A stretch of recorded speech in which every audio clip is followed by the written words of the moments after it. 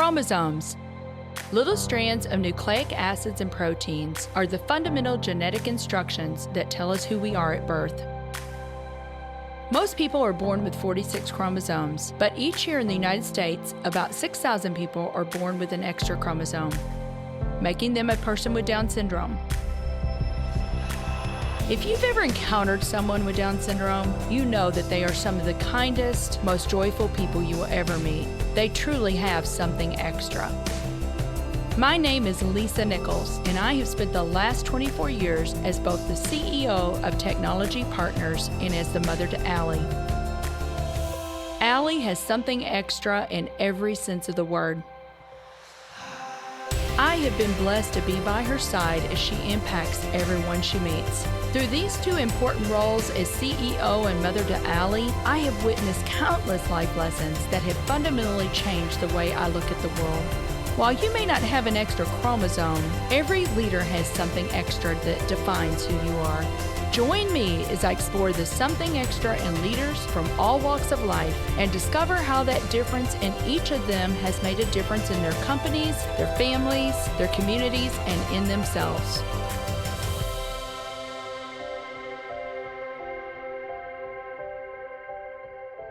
I'm thrilled to have Dr. Gary Chapman on the show today. Dr. Chapman is a family counselor, a New York Times best-selling author of nearly 70 books, including The 5 Love Languages, and hosts a nationally syndicated radio program. If you like this episode today, please go to Apple Podcasts or wherever you listen and leave us a 5-star rating. Well, Dr. Chapman, welcome to the Something Extra podcast. I am beyond excited for our conversation today. And you're in Winston-Salem. Winston-Salem, North Carolina. Yeah, and I'm glad to be with you today, Lisa. And I have to give a shout out to our mutual friend, John Rulin. Oh, yes. John is a good buddy of mine. Yes. And we were talking, and he said, I know Dr. Chapman, and he made the connection for us. And I said, well, I am just beyond thrilled because I've been a raving fan for a very long time. And so we've just got so much to talk about. But before we get started, I want to just tell our listeners how special it is to have you on the podcast today. And not to embarrass you, but I know your love language is words of affirmation. So I think I'm okay in saying this. Dr. Chapman has written close to 70 books. His 5 love languages, which a lot of you may be familiar with, has now sold over 14 million copies and has been translated into over 50 different languages. So there is something there, and I can't wait to dig into it because I just think the work that you've done, Dr. Chapman, really can apply in your family, in your community, in your business, because it's dealing with people. Well, thank you. I am glad to talk about it because I agree with you. I think our deepest emotional need is the need to feel loved by the significant people in our lives. In the workplace, we call it appreciation, but it's the same emotional need that people relate to me as a person. They care about me as a person. And when we can accomplish that, all relationships are better. Absolutely. It's a game changer. Well, I do want to go back. I want you to tell us just a little bit about your growing up. And then I have a funny story that I know about you when you're in high school that I want to tell our listeners about. But tell me a little bit about how you grew up. I grew up in a very small textile town, about 2,000 people in North Carolina. And my mom and dad and my sister composed our family. She was 4 years younger than I. That's where I grew up. It's called China Grove. It's not the one the Doobie Brothers sang about, however. It was named for the Chinaberry tree, of which there were groves. So interesting. That's my background. Well, I know in high school, you said you really felt God's call on your life, that he wanted you to go into the ministry. So you said to yourself, I could either be a pastor or I could be a missionary. I hate snakes, so I guess I'll be a pastor. That's exactly right. I only knew there were 2 things you could do full time as a Christian service. One would be a missionary, one would be a pastor. So since I didn't like snakes, I thought, well, surely God wants me to be a pastor. So. Right. Well, I would concur with you because I don't care. My husband says, oh, the king snakes, those black snakes, they're great snakes. I'm like, I'm sorry, there is no snake that is a good snake. So you did go on to do that. And then tell me what motivated you to write the five love languages in the first place? And I know that you did a tremendous amount of research, Yeah. but what motivated you to do that? Well, it actually grew out of my counseling. And they would sit in my office, and a wife would say, or a husband would say, I just don't feel any love coming from them. And the other one would say, I don't understand that. I do this and this and this. Why would you not feel loved? And I knew that people were sincere, but they were missing each other. They were loving in their mind, they were expressing love, but they weren't hitting the target. And so eventually I just took time to sit down and read several years of notes that I made and asked myself the question, when someone said, I feel like my spouse doesn't love me, what did they want? What were they complaining about? And their answers fell into 5 categories. And I later called them the 5 love languages. And I started using that in my counseling. If you want her to feel love, you got to speak love in her language. If you want him to feel love, you got to use his language. And I would help them discover their love language, challenge them to go home and try it. And sometimes, Lisa, in 3 weeks, they would come back and say, Gary, this is changing everything. The whole climate's different now. And then I used it in small groups of couples, and the same thing would happen. It was probably 5 years later that I thought, if I could put this concept in a book, write it in the language of the common person, leave out the psychological jargon, which many people don't understand, maybe I could help a lot of couples that I would never have time to see in my office. Of course, little did I know that the statistics you gave earlier would happen. Every year, the book sells more than the year before. So that doesn't happen either. And I think it's because it's addressing that deep personal need to feel loved. And when couples try it, the lights come on, they realize how they've missed each other, they start speaking the right language, and it really does create a whole new climate in their relationship. To your point, you said in the beginning, our deepest psychological need is to feel love. And that's not anything new. Maslow's hierarchy of needs, if you look at that, the first one is physiological, the second one is safety, but the third one is to feel love and to feel belonging, like a sense of belonging. And we'll talk about that more even in the workplace. But this is so funny, Dr. Chapman. I told you this is one reason I'm so excited about this podcast too, because every year I pick my one word. And this year I picked love more. And I told you it's really 2 words, but I'm putting a hyphen in there. That was my friend Bill Ellis's suggestion. He goes, Lisa, just hyphenate it, and then it'll be true. And so I feel like what you have done with your research and these almost 70 books that you've written is really showing us love is not an emotion. Love is really a verb. It is an action, right? Yes, it is. It starts with an attitude, a way of thinking. I want to enrich the other person's life. And then it's expressed in actions. So it's a verb. But when you speak it in the right language, it stimulates emotions in the other person. And when they speak love to you in your language, it stimulates emotions in you. It doesn't start with an emotion. It starts with an attitude, appropriate behavior, then it stimulates emotions and meets that deep emotional need. Well, if people have not read the 5 love languages, I have to have you just go through them very quickly. And is there a prioritization to these? I mean, No, one's not more important than another, especially in a marriage relationship. They're pretty evenly distributed among the population, and they're not gender specific. A man can have any one of the 5, a woman can have any one of the 5. mhm. Yeah, so I'll give them to you briefly. And these, as I said, are no particular order, but words of affirmation, using words to affirm the other person. You look nice in that outfit, really appreciate what you did. One of the things I like about you, it's simply using words to affirm the other person. There's an ancient Hebrew proverb that says life and death is in the power of the tongue. We can kill people, we can give them life by the way we talk to them. So words of affirmation, just looking for things that you appreciate about the other person and sharing them. And then there's acts of service, doing something for the other person that they would like for you to do. In a Mhm. marriage, that would be such things as cooking meals, washing dishes, vacuuming floors, washing a car, mowing the grass, walking the dog, changing the baby's diaper. Remember the old saying, actions speak louder than words. If this is your love language, that's true. And then there's gifts. It's universal to give gifts as an expression of love. The gift says, they were thinking about me. Look what they got from me. Doesn't have to be expensive. It's the thought that counts. It's the But it's not thought. the thought left in your head that counts. It's the gift that came out of the thought in your head, okay? Absolutely. And then there's quality time, giving them your undivided attention. And I don't mean a husband and wife sitting on the couch watching television. Someone else has their attention. I'm talking about the TV is off, the computers are down.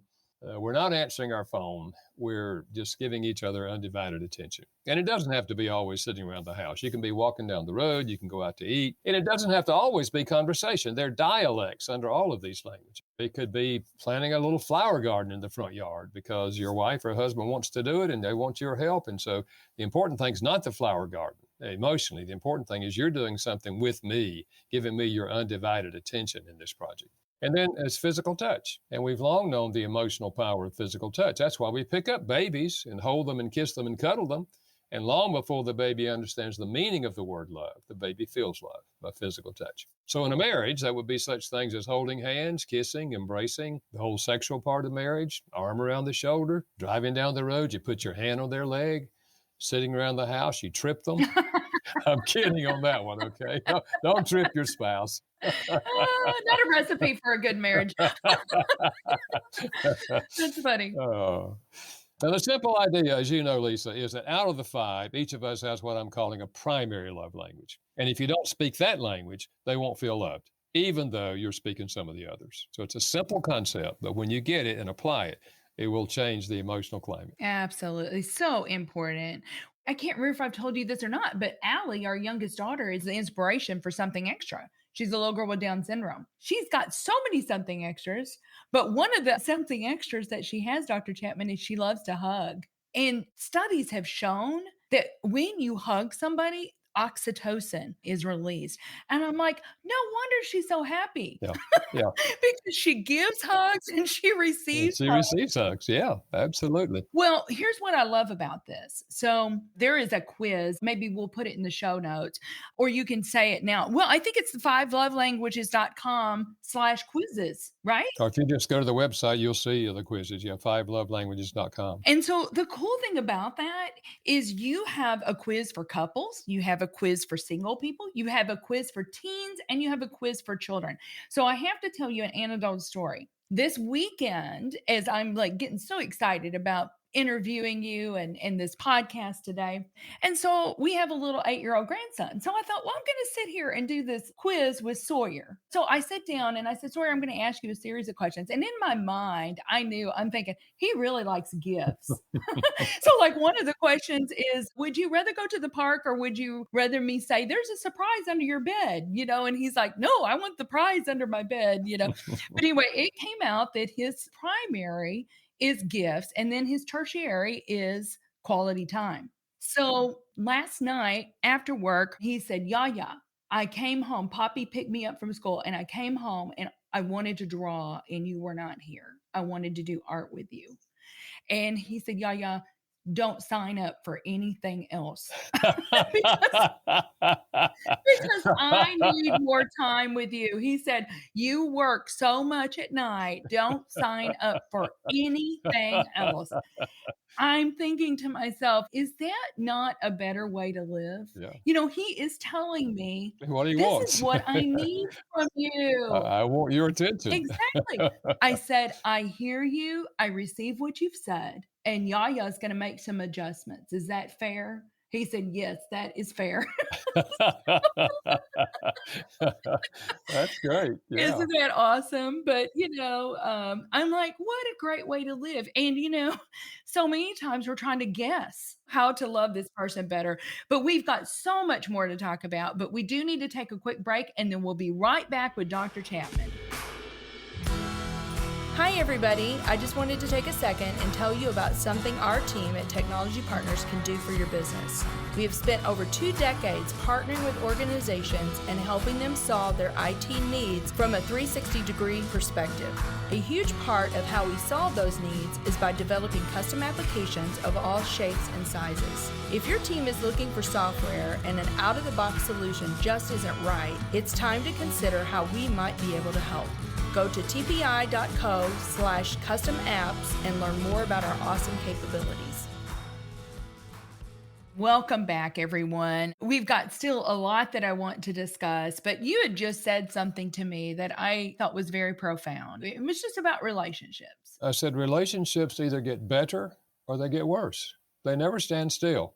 And it gets better if we read books, if we get ideas on a podcast and we try them. It can always be better. I don't care how good the relationship is, it can be better. And why wouldn't we want that, Dr. Chapman? Yeah. Why wouldn't we want the best? I think we do, but sometimes we don't know. Either we don't know how to get there, or we're so into ourselves or other things that are going on that we just kind of ignore the relationship. Right.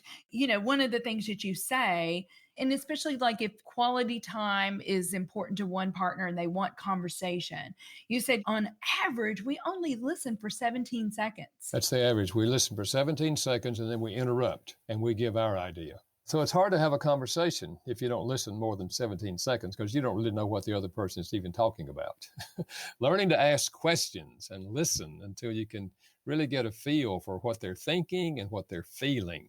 Then you can have an adequate response. Yes. You said there's a daily exercise that you can do.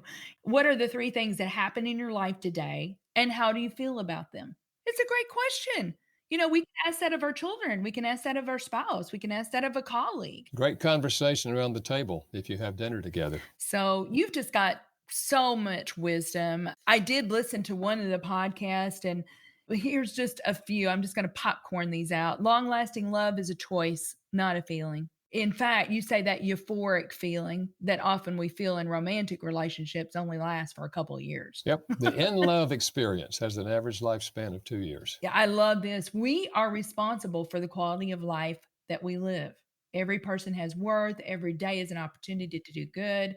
We see the world from God's perspective. Don't be controlled by your past attitudes. And a good question, what can I do to fill your love tank? You talk about love tank. We all have this love tank. What can I do to fill your love tank? Yeah, I say husbands and wives every week or so ask each other on a scale of 0 to 10, how full is your love tank? If they say anything less than 10, you say, what could I do to help fill it? And now you have something that you know that today this would be very meaningful to them. So you still choose to do it because you choose to love or choose not to love. One man told me, he said, Dr. Chapman, my wife's love language is acts of service. But I'll tell you and her, if it's going to take my washing dishes for her to feel loved, she can forget that. I said, that's your choice. If you want to live with a wife who has an empty love tank, it's your choice. I said, I much prefer to live with a wife who has a full love tank. That's why I wash dishes, because my wife's language is acts of service. Right. It certainly is a lot more fun. Yeah, absolutely. Living with somebody. Love stimulates love. Say one person said, well, that my husband's not interested. He won't read the book. Okay, fine. Don't ask him to read the book. You just learn his language and start speaking it on a regular basis. And he'll start asking you questions. What's going on with you? You'll have a chance to explain what's happening in you and why you're treating him differently. Well, you just told us about the 5 love languages. I have to ask you, is there a 6th love language? I've had people suggest that. One man said, Dr. Chapman, the 6th love language is chocolate. I said, well, if they bought it, it's a gift. If they made it, it's an act of service. Right. And one guy said, the 6th love language is going shopping with my wife.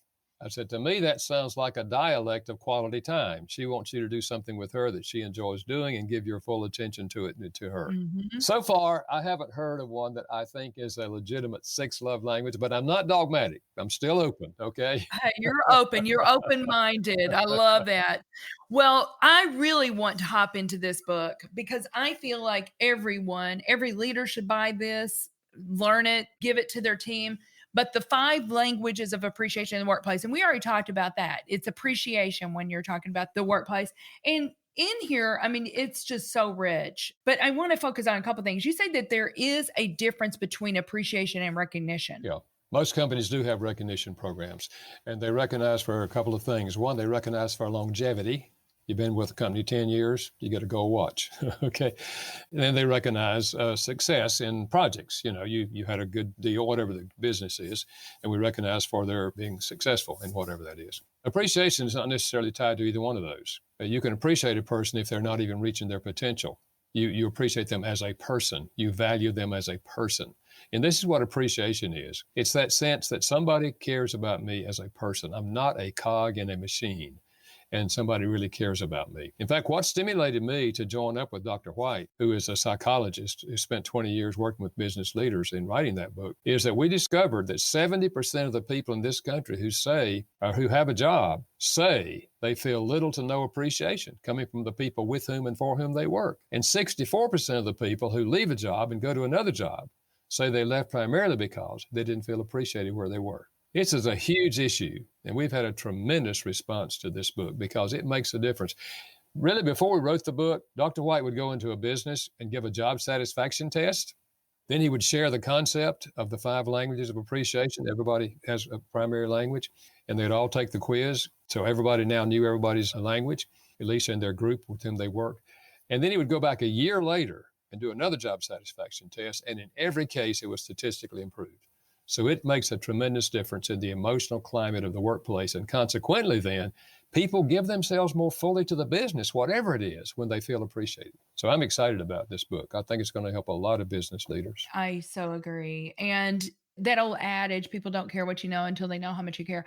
I mean, really caring about them as a person, not about what they do for the business, but I care about you just as a person. You've got the MBA inventory. So it's motivating by appreciation inventory. And if you buy the book, in the very back, there is an access code, and you can just go to that and you can understand what yours is. And then if you want your team to do it, you can do that as well. You talk about discovering your coworkers' language. So, how do you do that? And you say, well, what if they haven't taken the test? What if they haven't taken the inventory? How can I do that? And you have a lot of ways that you can still figure out what would make them feel more appreciated and valued. Yeah, I'll just throw out 2 or 3. One is observe their behavior. How do they respond to other people? If they're always giving high fives and pats on the back, physical touch, probably meaningful to them. If they're always giving people affirming words, because we tend to speak our own language. If they're always offering to help people, acts of service. So just observe their behavior. You can pick up a lot. And then what do they complain about? And typically they don't complain to their supervisor. They complain to their coworker, their colleague. Right. What they're complaining about will tell you what really would make them feel appreciated. And then what do they request most often? You know, if you hear them say, someone who's going down to the workroom and say, when you go down to the workroom, would you bring me da da da da da? So asking you to do something for them, maybe asking you to work on the computer. You know, of course, that all of us are asking for.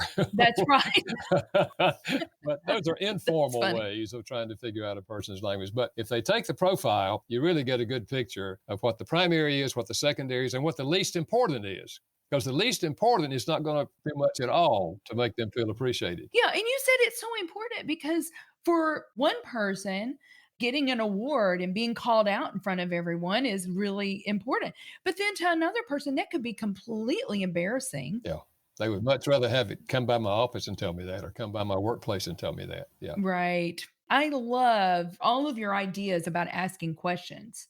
You know, you could ask a question when you feel discouraged, what's something that will actually encourage you? Or, you know, it's your boss saying, hey, Friday, I've got some time. Let's go out to lunch. Yeah. Well, that's quality time with your boss, right? That's important. So Absolutely. there's so much more that we can talk about, but I know that we're running out of time here. But I have to ask you, Dr. Chapman, what do you believe is the something extra that every leader needs? You know, I'll put a hyphen like you did with yours. Okay, go right ahead. One is empathy. A good leader has to develop the ability to ask questions of people and try to put yourself in their shoes so you can feel what they feel and so you can understand what they're saying, so that you can honestly say, I hear what you're saying. It makes a lot of sense, because it always makes sense in their head. If you listen long enough, you can say that. It makes a lot of sense. And I can really see how you'd feel that way. If I were in your shoes, I'd probably feel exactly like you feel. Wow. Empathy. And then hyphen, love.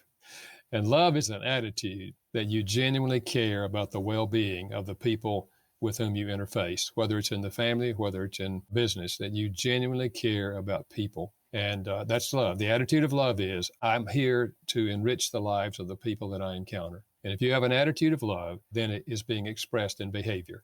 And that's where the love languages or the appreciation languages can help you express that love, express that attitude in the most meaningful way to the other person. So that's the value. It just helps you express it in a way that's meaningful to them. So it's possible you can be saying to your employees, I appreciate you, really appreciate you, couldn't do it without you. Well, you're hitting maybe 30, 40% of your people, but you're not hitting the others because words don't mean much to them. Right. Well, Dr. Chapman, I want to give you the opportunity to talk to our listeners about whatever you want to pitch. And I think I've talked to them about your books, but if you're speaking somewhere or getting in touch with you or going to the website, whatever that might be. Well, I like to think that there are two essentials to good relationships, long-term relationships. One is that the individuals feel loved and appreciated. The other is that we deal effectively with our failures Mm. because none of us are perfect. And that means we have to apologize and forgive. But people also have apology languages, what they consider to be an apology. I wrote a book called When Sorry Isn't Enough. But if you put those two together and you learn how to communicate love to the significant people in your life, and you're willing to apologize and learn how to communicate an apology, and then forgive, because the apology doesn't resolve it. You have to have a forgiveness response to it. But those two things will put you well on the road to having long-term relationships. And I would just say, in terms of my things that I've done, if you go to 5lovelanguages.com, you can see a little blurb on all of my books and find out, if they're helpful to you. I've written on a lot of things other than the love language, but we do have things on the love language with parents that have lost a child to death, with special needs children, how it applies there, how it applies in a blended family. And so we've really tried to cover the bases, as you said, one for single adults, a special edition for men, just giving men a little extra help on how to do it. Okay? Not because you need it, But you'll find it all at 5lovelanguages.com. Well, thank you so much for being here today. I enjoyed being with you, Lisa. Appreciate what you're doing to try to help leaders. Thank you for listening to today's show.